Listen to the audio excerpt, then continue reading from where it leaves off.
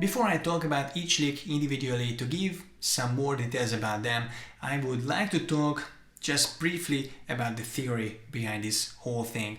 After mentioning that I do Skype and Zoom lessons if you're so inclined, and of course there's a Patreon page for the channel as well if you want to support it.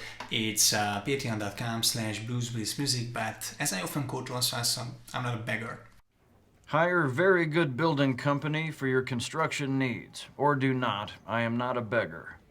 Back to the lesson. The thing is, as you read in the title, these double stops we are about to play are called sixth, and the reason they are called a sixth is the intervallic difference, so is sixth. So there's 6 notes between the two notes, 1, 2, 3, 4, 5, 6. And I was walking up on the E major scale because we are in the key of E major, but I wasn't walking up from the root note E, I was walking up from G sharp. And this is some sort of, or this is the source of confusion, because if you're talking about the sixth chord, E6 for example, is an E chord, an E major chord with C sharp, because if you count 6 steps from your E on the E major scale, 1, 2, 3, 4, 5, 6, you get a C sharp, and that gives you an E sixth chord. But here we are not walking up from the E note, we are actually walking down from the octave E.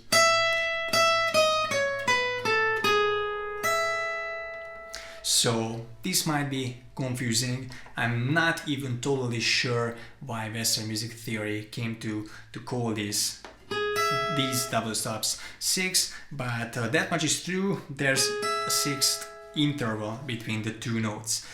And so the way you get this descending lick is basically harmonizing an E scale on these two strings, the E and the G. Now the scale you're going to use will sound fancy, it's called the E mixolydian, but it's basically just an E major scale with a minor 7. So if you're talking about our E major scale, it's... So the 7th note of the scale is a major 7 that is just a semitone apart from your root note. And that is the major 7. The minor 7 is a whole tone, so 2 frets apart. That's a D note, by the way, 10th of the E. So if you use the D instead of the D sharp or E flat, you get your E mixolydian. And this is basically what will follow down, harmonizing a 6th interval from each step. Or a different way of seeing it is basically following down the same E mixolydian scale on the G string, except you're not starting from your root note E like on the first high E string, you're starting from the G sharp. If you like to count it out from the E, so here is your E on your G string, you simply go 3 steps up and then go down the scale.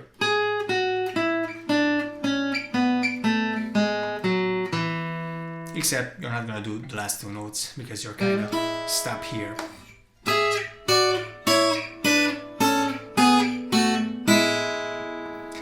And this brings us to the first lick, which is a bit more on the bluesier side.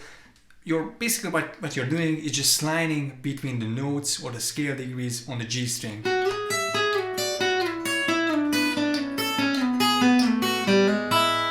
So this is sort of the bluesy feel using the slides. You can slide on both strings as well.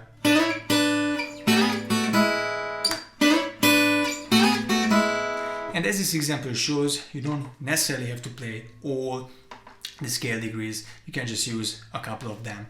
And I think it is a good time to mention that most of these are played over an E chord in the progression. And then the second lick is a bit more country-ish. It uses these pull-offs. So basically, anytime you're playing a note on the high string, you'll pull it off to the open E string.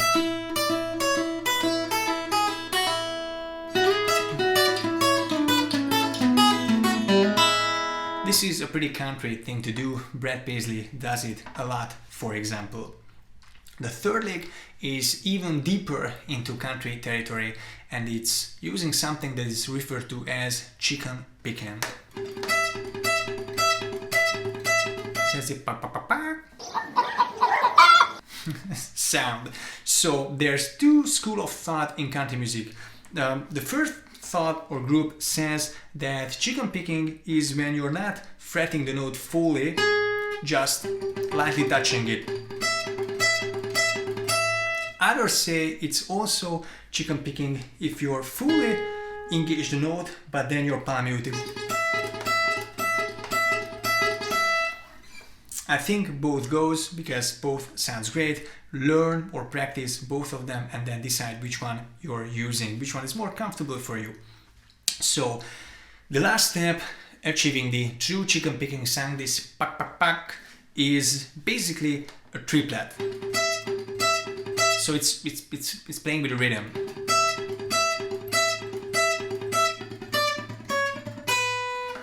You can do this with a pick as well. So the same thing applies.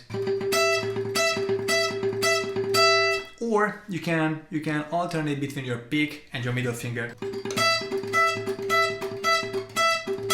I don't do this a lot, but this is sort of the idea.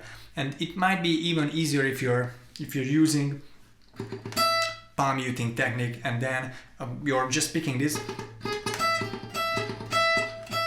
I mean, picking the G string with your pick, plectrum, and then plucking the high E string with your middle finger.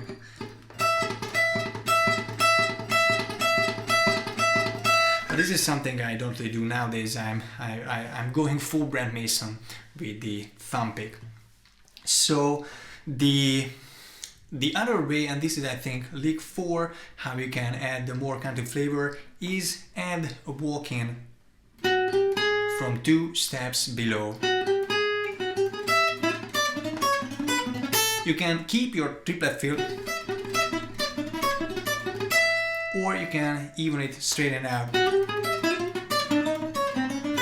Chet Atkins does something like this in Jerry's Breakdown. So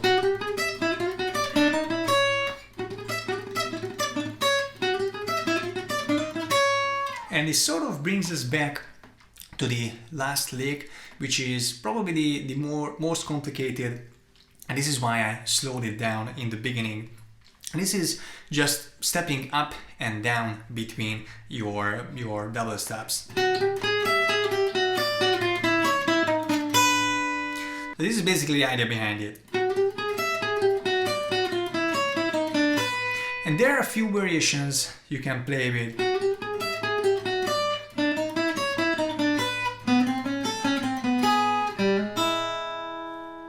This is another way to play this. So you're basically just taking these half steps.